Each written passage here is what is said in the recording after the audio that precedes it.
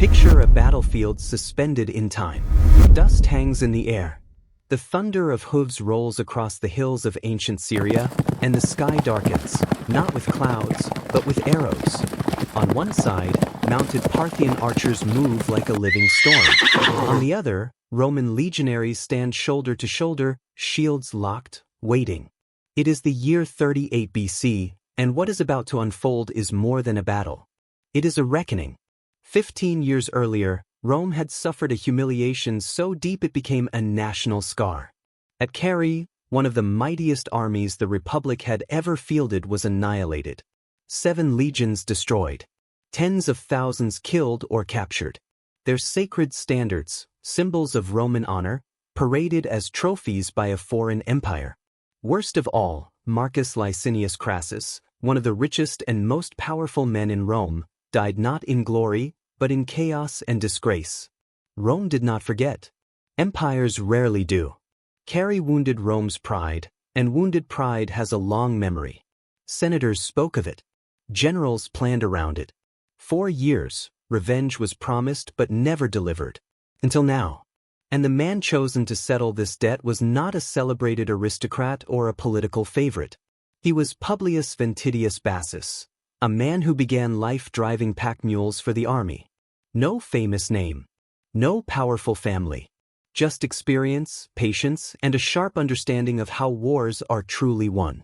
On these hills, Rome would finally attempt to erase its shame, not with brute force, but with strategy. 15 years after Carrhae, the memory of that defeat still lingered like a bruise that never quite faded. For Rome, time had not softened the humiliation, it had sharpened it. And now, on the eastern frontier of the Roman world, 2 men stood on opposite sides of that unfinished history, each carrying the weight of an empire's expectations. On one side was Pacorus I, heir to the Parthian throne and son of King Oroda II. Pacorus was not merely a prince by birth, he was a commander forged by success. He had ridden at the head of armies that swept through Roman territory, invading Syria, capturing cities, and even taking Jerusalem. To the Parthians, he represented the future, young, confident, and proven in battle. His cavalry was the finest in the known world, his mounted archers unmatched in speed and precision. Pacorus had every reason to believe that Carrhae was not a fortunate accident, but a demonstration of how Rome could be beaten again and again. To him, Rome's legions were predictable, rigid, and vulnerable. The eastern provinces, in his eyes, were already slipping from Roman control. Facing him was a man who could not have been more different. Publius Ventidius Bassus was no prince and no political star. His rise had not followed the familiar path of Roman aristocracy. Born into poverty in central Italy, he began his life on the margins of power, working as a mule driver for the army. In a society obsessed with lineage and status, Ventidius possessed neither. What he did have was experience, earned the hard way, and a rare ability to learn from defeat, especially defeats that were not even his own. Ventidius understood Carrhae better than most Roman commanders. He understood not just what had gone wrong, but why. He knew that Rome had lost because it fought the wrong enemy, on the wrong ground, in the wrong way. Where others saw Parthian invincibility, he saw patterns, limits, and overconfidence. And unlike many generals of his age, Ventidius had no need to prove himself through reckless glory. He had already survived Rome's brutal civil wars. Survival had taught him patience. Between these 2 men stood 15 years of unresolved rage. Carrhae was more than a military defeat, it was a challenge to Rome's identity. Empires are built on reputation, and reputation, once broken, invites further attacks. For Mark Antony, who controlled Rome's eastern territories, revenge was a political necessity. But Antony also knew that another disaster could be fatal, not just militarily, but to his own ambitions. That was why he chose Ventidius. Not because he was flashy, but because he was careful. For Pacorus, the coming campaign was an opportunity to finish what his people had begun. If he could crush the Romans once more, the eastern provinces might fall permanently into Parthian hands. For Ventidius, it was a chance to settle a debt Rome had carried for a generation, to restore honor without repeating past mistakes. This was not simply a clash of armies. It was a collision of assumptions: speed versus discipline, confidence versus calculation, legacy versus adaptation. The promise of revenge had waited 15 years. Now, at last, the stage was set for history to collect what was owed. To really understand moments like this, when empires collide, when pride drives policy, and when a single decision reshapes history, it helps to step back and look at the larger picture. Battles like Carrhae or Gindris don't happen in isolation. They are the result of decades, sometimes centuries, of accumulated choices made by rulers, families, and rival powers competing for influence across the ancient world. That broader perspective is why works of serious but accessible history matter. One book that fits naturally into this story is The Persians, The Age of the Great Kings. It explores one of the most influential imperial traditions of the ancient world, the Persian and Iranian empires that shaped the political landscape long before Rome reached the East. These were not chaotic kingdoms held together by force alone, but sophisticated states built on administration, diplomacy, military innovation, and carefully managed royal authority. The book takes readers deep into the lives and decisions of great rulers such as Cyrus the Great, Darius, and Xerxes, figures whose legacies continued to echo centuries later in empires like Parthia. When Rome confronted the Parthians, it was not facing a barbarian fringe, but the inheritors of a long imperial tradition that understood power, legitimacy, and strategy just as well as Rome did. That context matters. Without it, Carrhae looks like a fluke. With it, Carrhae becomes inevitable. What makes this book especially valuable is that it doesn't require you to be an academic to appreciate it. The writing is clear, structured, and grounded in storytelling. Complex ideas, dynastic politics, succession crises, imperial overreach, are explained in a way that feels relevant, even familiar. Anyone who has built a business, led a team, or navigated competitive environments will recognize the patterns. The tools may be ancient, but the human instincts behind them are timeless. Understanding ancient empires also sharpens how we read Roman history. Rome often cast itself as the center of the world, but in the East, it entered a landscape already shaped by centuries of imperial rule. Parthia did not defeat Rome at Carrhae by accident. It did so because it understood its strengths, exploited Roman assumptions, and fought on its own terms. That lesson, about knowing your terrain, your advantages, and your limits, applies far beyond the battlefield. Books like this help bridge the gap between isolated events and long-term strategy. They remind us that success rarely comes from raw power alone. It comes from preparation, institutional memory, and leaders who understand when to adapt rather than double down. For viewers who enjoy history not just as a record of the past, but as a guide to how power actually works, this kind of reading adds real depth.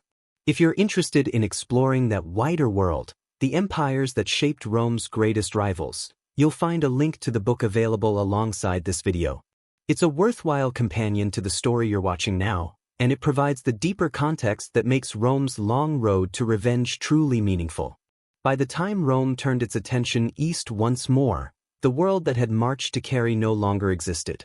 In 38 BC, Rome still called itself a republic, but that word had become a formality. Years of civil war had hollowed out the old system. Power no longer flowed from the Senate. It flowed from armies and from the men who commanded them. Loyalty followed pay and survival, not tradition. Rome had not fallen, but it had changed, and changed in ways that made every foreign war inseparable from domestic politics. The Roman world was now divided between two rivals who pretended to be partners. In the east stood Mark Antony, charismatic, ambitious, and determined to secure his reputation as Rome's greatest commander.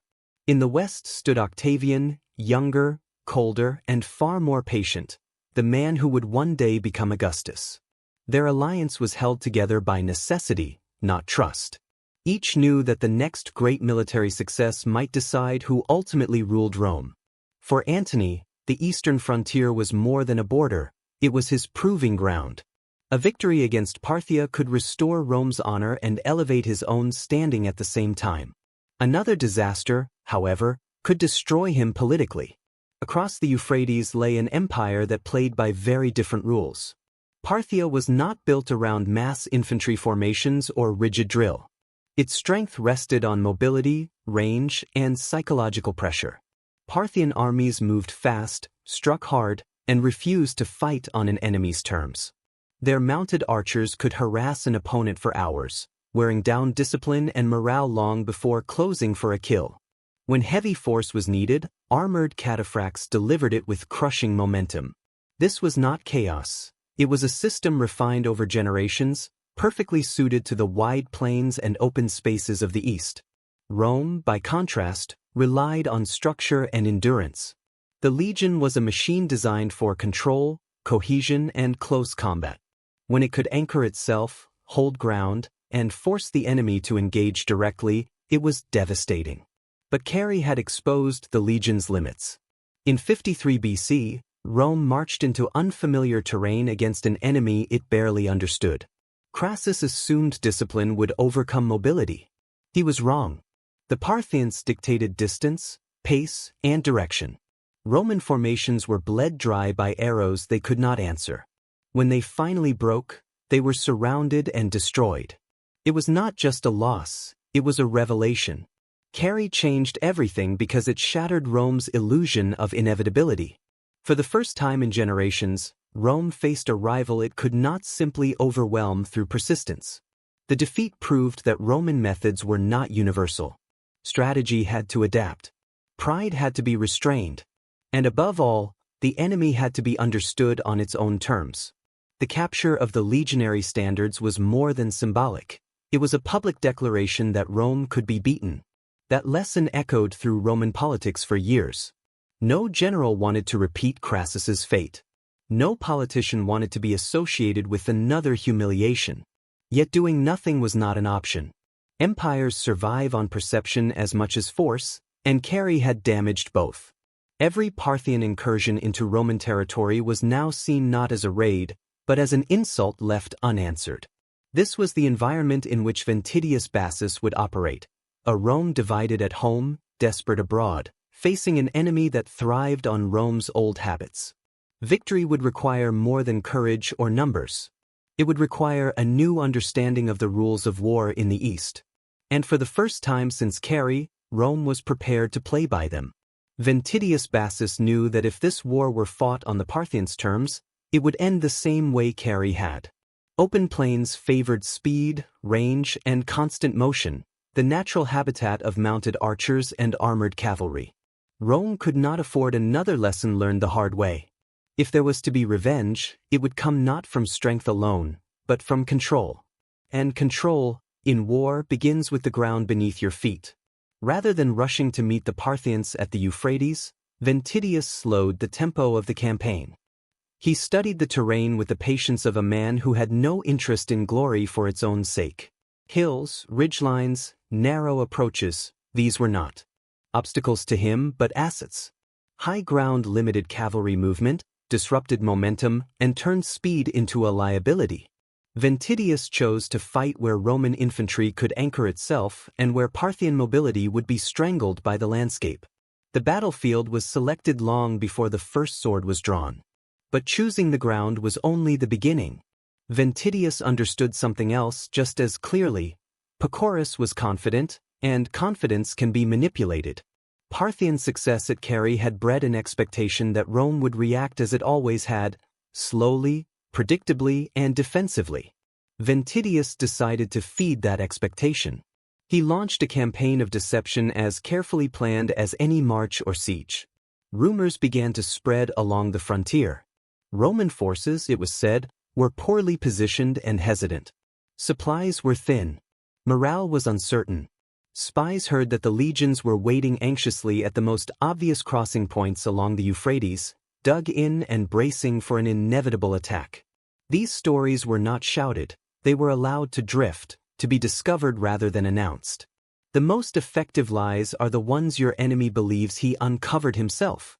The Euphrates offered multiple places to cross, and Ventidius made sure this fact worked in his favor. The safest crossings, the ones that led toward open ground where Parthian cavalry could maneuver freely, were made to look heavily defended. Roman patrols were visible. Camps were conspicuous. Everything suggested caution and fear. Meanwhile, other crossings, those leading toward broken terrain and rising ground, were left deliberately exposed.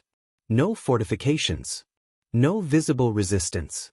An open door, inviting a bold move. Pacorus took the bait.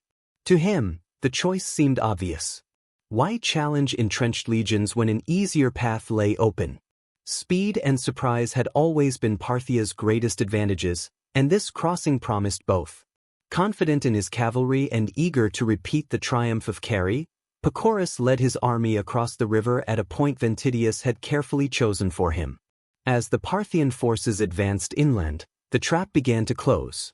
Roman legions, previously hidden or misdirected, moved swiftly into position.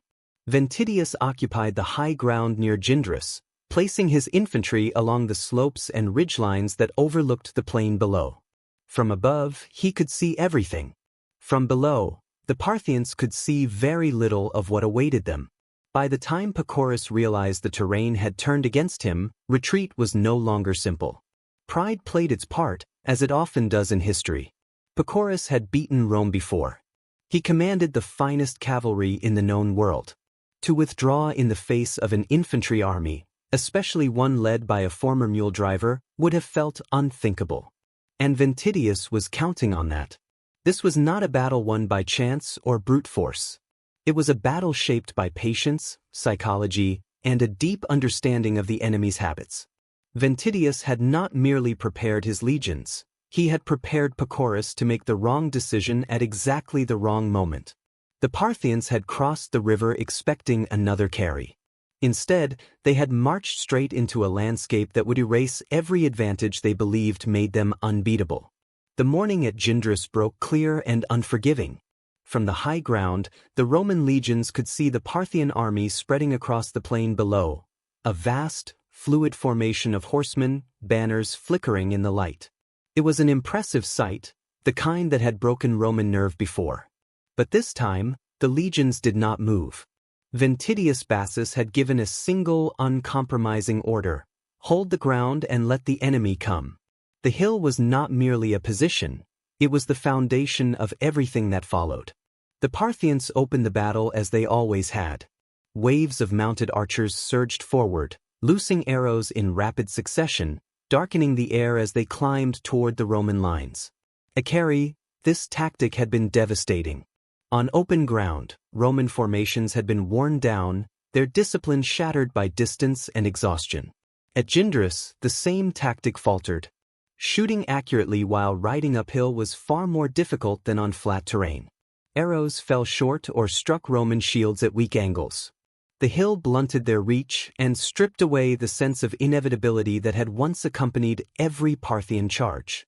As the archers pressed closer, another Roman weapon came into play, one that history often overlooks. Ventidius had positioned experienced slingers along the line, men trained to turn simple tools into instruments of precision and terror. From stable footing, they hurled lead projectiles with deadly force. These missiles flew farther than Parthian arrows and struck with crushing impact. Horses collapsed. Riders were thrown from their saddles. Bones shattered. The Parthian advance began to lose its rhythm, and with it, its confidence. Frustration spread through the Parthian ranks. The archers were failing to break the Roman wall, and every approach brought heavier losses. Pacorus I, watching from below, faced a choice that would decide the battle. To withdraw would mean admitting that Rome had learned, adapted, and overcome the fear of Carrhae. Pride would not allow it. Pacorus ordered his heavy cavalry forward, the armored cataphracts, the elite shock force that had ended countless battles with raw momentum. But momentum depends on speed, and speed was impossible on that slope. Armored horses struggled upward, their riders weighed down by iron and expectation. The charge slowed, then fragmented. Worse still, retreating archers collided with advancing cataphracts, tangling formations and choking the narrow approaches. What should have been a single crushing blow dissolved into confusion. When the cataphracts finally reached the Roman line, they were exhausted and disorganized. They met not fear, but discipline. Legionaries stood firm, shields locked, long spears angled to receive the charge.